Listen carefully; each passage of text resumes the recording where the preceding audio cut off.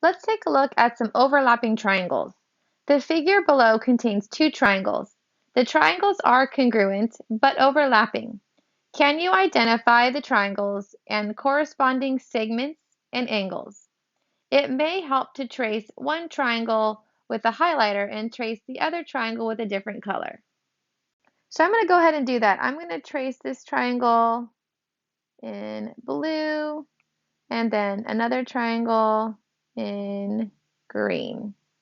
So if we look at these corresponding parts here, angle D is going to be congruent to angle E.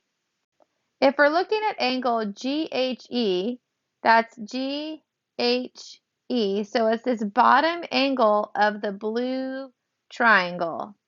So I'm going to go ahead and mark that one in red. So if we're looking at this angle, that's going to be congruent to angle GFD, which is the bottom angle of the green triangle. So these two angles are going to be congruent.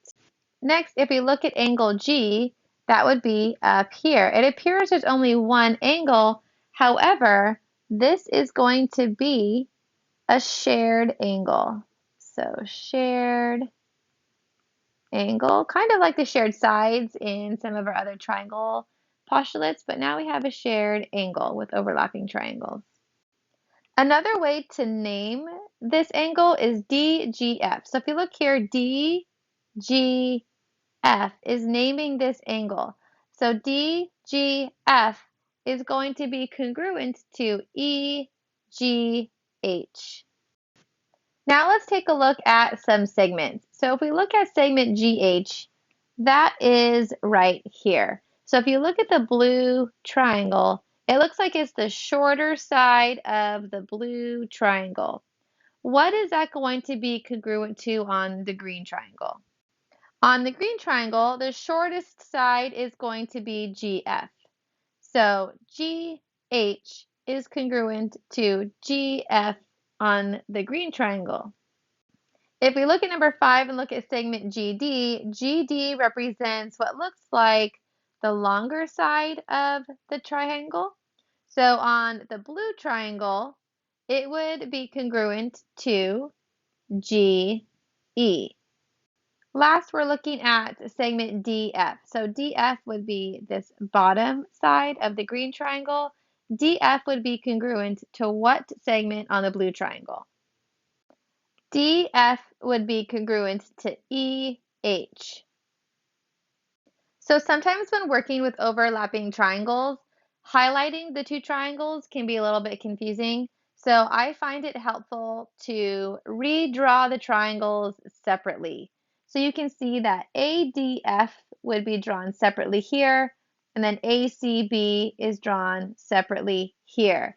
You just have to remember which parts were shared or congruent on the original diagram. So in this case, angle A at the top was the angle that was shared, so therefore that would be congruent.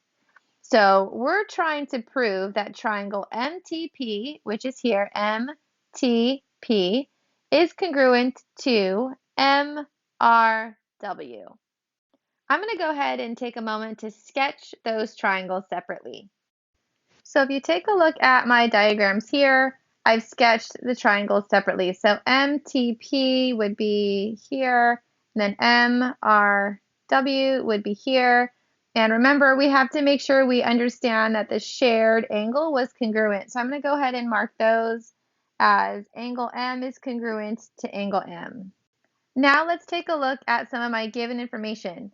So I know that angle W is congruent to angle P, so let's mark those in the diagram. So W is congruent to P. I'm going to mark those actually on both diagrams. And then let's go ahead and add that to the flow chart below. Next, we're given that segment MT is congruent to MR. So MT is congruent to MR. That looks like the short sides of the triangle. Now, the other piece of information that might not be super obvious is this shared angle. We want to state that angle M is congruent to angle M because it is a part of both of the triangles, and that would be the reflexive property of congruence. Now we should have enough information to prove that triangle MTP, so MTP, is congruent to MRW.